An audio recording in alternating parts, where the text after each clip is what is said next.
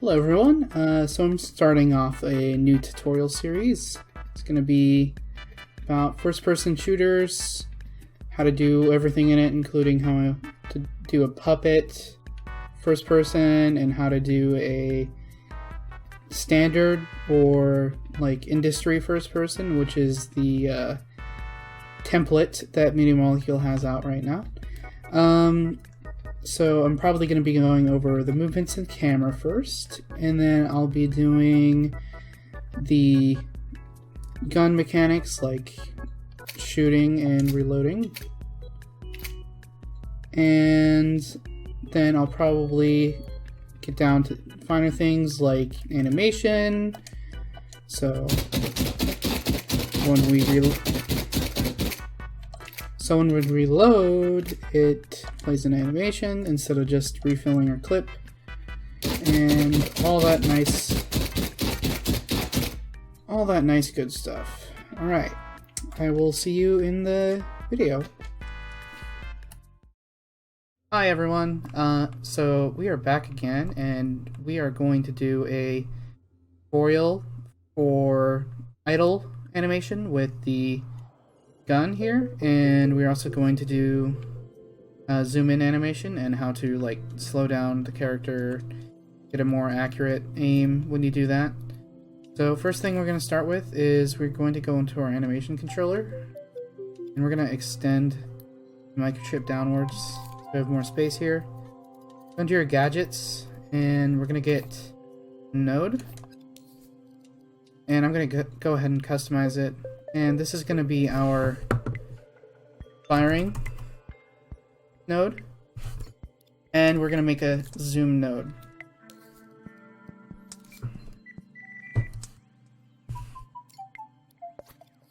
And what we're going to do now is we want to make an idle pose, so we're going to get a timer out, and we want to idle after not using our gun for about 30 seconds.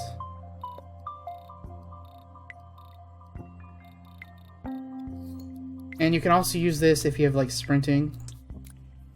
And what we're going to do is we're going to hook up our firing and zoom into a combiner, and we're going to do negative, and then we are going to get a not gate, and we're going to hook up our firing and zoom into the not gate. I'm going to hook that up into the positive, and we're going to change the timer to be speed, so it'll go up and down based on this input that we're giving it. And now when we are at 30, we want to idle, so we're going to get a keyframe out. I'm not going to animate just quite yet because we need to go up here, and we need to make an AND gate on our aim animation, or just the regular like pose for looking up and down and so on. I'm going to go ahead and hook up the original wire that we had hooked up into our aim timeline, and then we're going to hook up the AND gate up here, and then we're going to hook up a NOT gate for our timer, and what we're going to output from the timer is the timer finished. So if we are not idling and we idle when the timer is finished, we can aim properly. But if we try to zoom down or fire, then we can aim again. You can go ahead and hook up the timer finish to the keyframe, and what we're going to do now is I'm going to fill the timer up so we can do this keyframe properly. So what we're going to want to do is we're going to scope into the puppet, and we're going to go ahead and just position it. And this is without recording, by the way. So what this allows us to do is to use the AIK without any risk of not being able to blend our animations. So for example, if you want to add in a crouching animation, which is really easy, I might as well even show that off as well. So if you use the AIK, which is what I'm doing right now, which is moving the hands with R2 instead of rotating the entire arms and everything like that with L2, and that's this. If you use IK while recording, it will basically prevent any smoothing because it's going to set the absolute position of our gun in our hand. So now we have a nice idle pose, and we're going to go ahead and go into our keyframe, and we're going to set the rotation data. And again, this is so we're not using the IK, so we can blend our positional states with crouching and so on. And now when we idle, we should get a idle effect. And we're also going to actually maybe smooth up this keyframe so it takes like a second to power on. Might look a little bit better. Let's see. Let me go ahead and speed this along a little bit.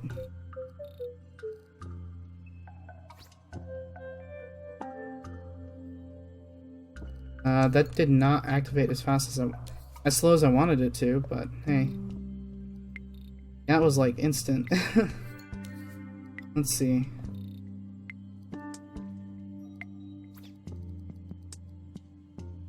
And it's still instant. I don't know, maybe there's something conflicting. I don't see anything conflicting. I don't know. That's weird. Can't think of anything else that could fix with that, so alright, to continue on, we want to make a zoom, and basically we are going to want another keyframe for that. And this is going to be how our states change and everything. And so we're going to have this really low, because we just want this to be plugged into the zoom and nothing else. So you'll be able to have like this zoom like slowness from even if you're reloading. If you don't want that, then you want to have a NOT gate hooked up to this, so right here, and then an AND gate. But I like to be able to zoom in even if we're reloading. So first off, what we're gonna do is make sure you have preview and visibility turned off, so you can go ahead and open up the microchip for your camera. And we're gonna start recording on our zoom keyframe. And we're gonna open up the properties panel of our camera, and I believe if we go ahead and edit the camera so we can see the effect, we want to decrease the field of view a fair bit amount, and that's going to give us a zoom in effect without actually moving the camera. And we also want to, for the puppet, we want to make sure that we have no bob animation or anything like that. In order to get rid of that, we want to get rid of our bounciness and our center of gravity. So the center of gravity, basically when you start to run, it will move the gun up if you don't get rid of the center of gravity. And the bounciness is what moves between the two states. And also, if you want, we can get rid of any other sway we might have in our upper body if you have that. But I don't, so this is fine for now. And now we want to copy this over, which is our timeline for aiming, and we're going to make a new set for this. So we want to copy an AND gate. And we're going to have the same NOT gate input from the reloading. And we want to actually plug in the timer finish signal into this one. And then we can go ahead and plug that into the timeline. So now if we are... Actually, wait, hold on. This is for idling. Yeah, so we don't want to idle. So yeah, we need the NOT gate for both of these. And then we want another NOT gate. Well, no, it's already here, so we might as well use this one. So a little correction here. I told you to use this NOT gate, which was hooked up to the firing and zoom, but we only want to cancel out the original aim animation if we are zooming, not if we're firing. So yeah. And we're gonna hook up that to our original aim animation. And then we want to hook up the zoom input into our other AND gate for our zoom. So that way, when we are aiming, we only get one set of aim animations playing. And when we're zoomed, we have the other set playing.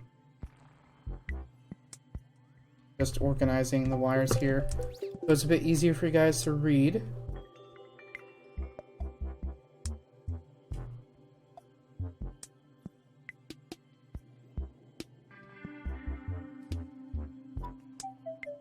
That looks alright to me.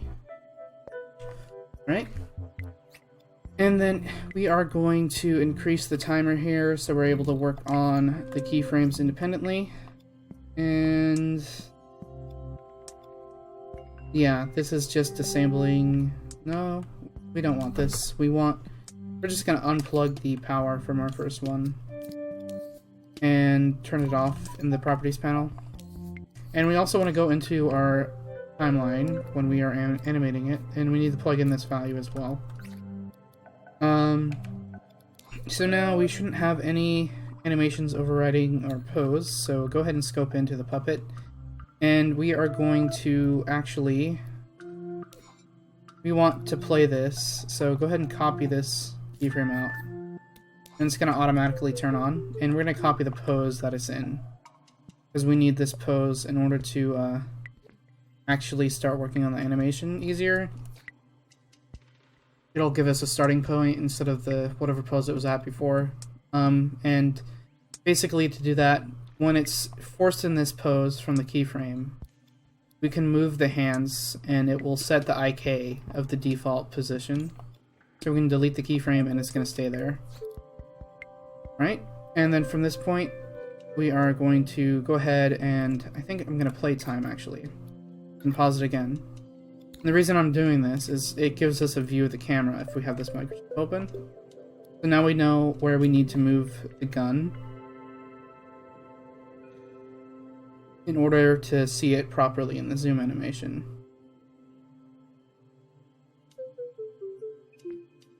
And you might want to turn on precise move.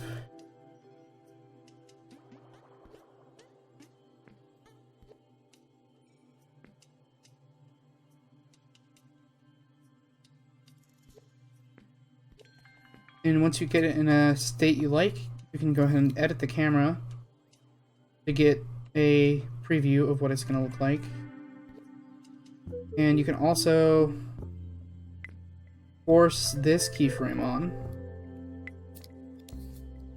for the zoom effects to get everything that you want to see. Alright, that looks good to me. And then we're going to move the other hand so it's clasping it.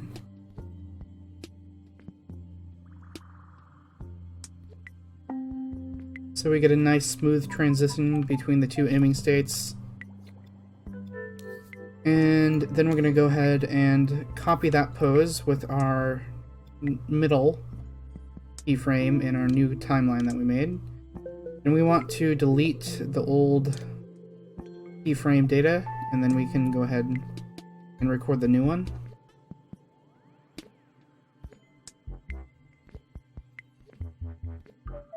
Right?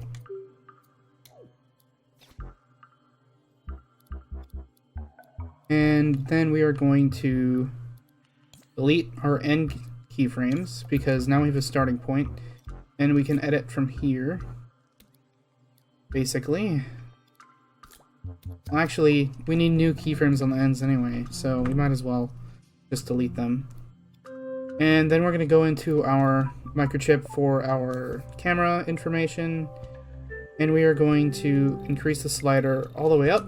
So we have our up position, and then go ahead and rotate. We want to rotate the arms about 27 degrees to get a good starting point.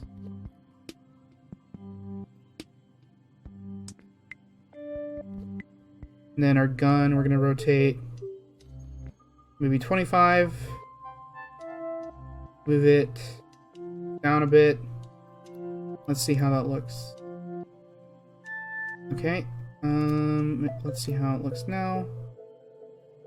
I want to have it like maybe a bit more out. This.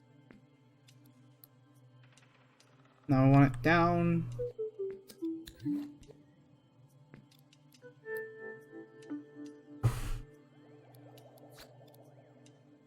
bit more even out and down.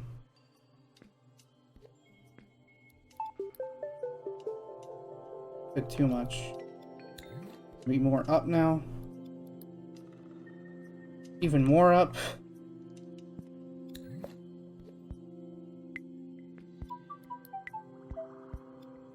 That looks good.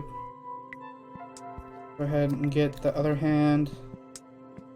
Well, actually, I don't even know if we can reach. Yeah, it looks like our puppet can't reach that. So we're gonna have to scale back a bit. And I guess make compromises.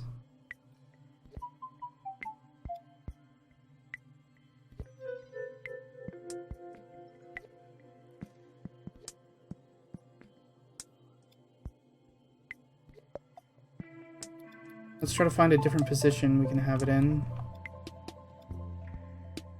without it being too bad in here.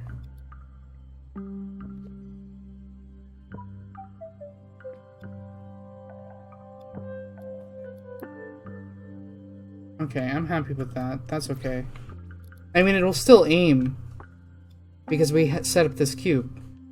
So that's an advantage we have. Is it doesn't have to be perfect because it doesn't affect the actual aiming mechanism. And we want another keyframe, and this is for the top of our timeline at 10 seconds. And go ahead and record the data now.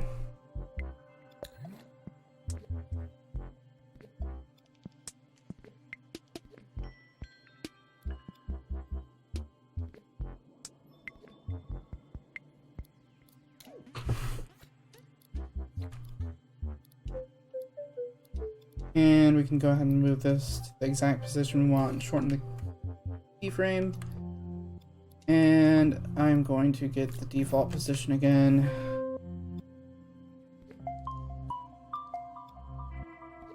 Then delete the keyframe from the middle that we had copied to get the default position. And then we're going to set the value slider all the way down to 0 for our camera. And we're going to go ahead and edit this. So I think we started at like 27. That doesn't seem enough for going down though.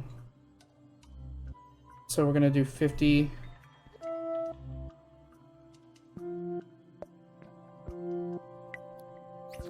We might have to shove it into the puppet's face. Yeah, or maybe lower it a bit more. Like maybe another 5 degrees.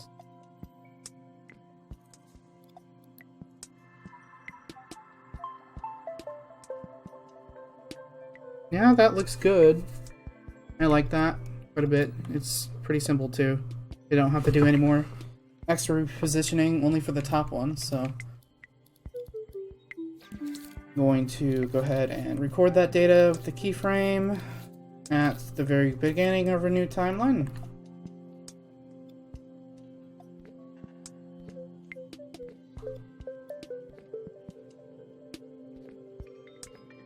Alright.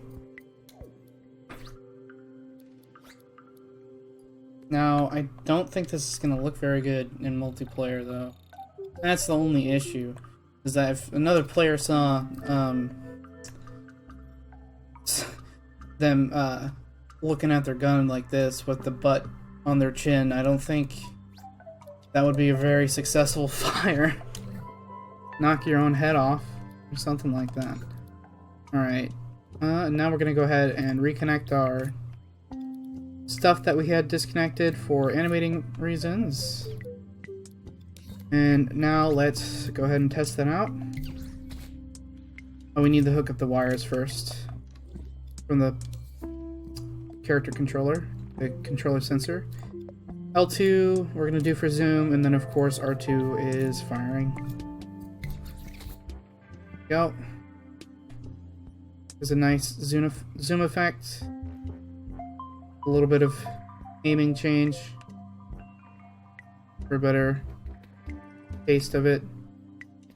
And you know what we forgot to do? We forgot to slow down the puppet when we are in this. So I'm gonna do 1 meter walk speed and 2 meters run speed. So really slow.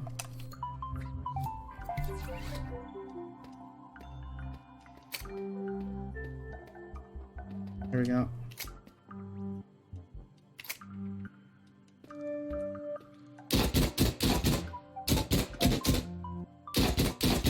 And I also want to reduce the amount of recoil, and there's also a glitch with the recoil that we didn't fix with our animator that we changed in the previous tutorial, or maybe I changed it. Yeah, we wanted to smooth the recoil, so we forgot to copy this. We forgot to have a signal manipulator on the recoil button on the animation controller, so we had like uneven recoil. So that was a bug that we just fixed. Okay. So yeah. With that done, what else is there to show off? What else did I say that we were gonna do? I know we have extra time. It didn't take too long to record this. Let's see.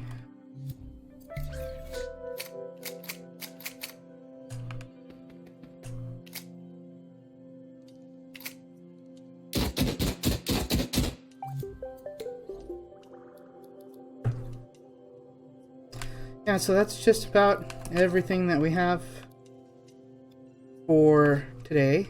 Future tutorials would be AI, like we're gonna go through basic AI steps, like we're gonna have a wandering AI and then an enemy AI, like for just attacking the player like with maybe their fists or a weapon, and then we're gonna do shooter AI for like FPS and third-person shooters. And then after that, I'm gonna have a vehicle series, how to do like cars, planes, jetpacks maybe, and then stuff like that. And then maybe combining the AI and the vehicle tutorial to make a vehicle AI. So, those are my current tutorial plans. If you guys want anything else, go ahead and suggest them in the comments, or when I'm streaming, which is right now. So, yeah, I hope you all have a nice day. I hope you liked the FPS tutorial series so far. If there's any other features you'd like to see from an FPS, go ahead and let me know. I can probably make another part for this tutorial, but yeah. Please like, comment, and subscribe. Let me know your suggestions for tutorials in the comments. Bye, people. Bye, people on YouTube. Still playing on Twitch right now, though, so yeah. Gotta catch me live sometime, YouTube. I mainly stream on Twitch because that's where people are hopping at for live streaming. Alright, bye.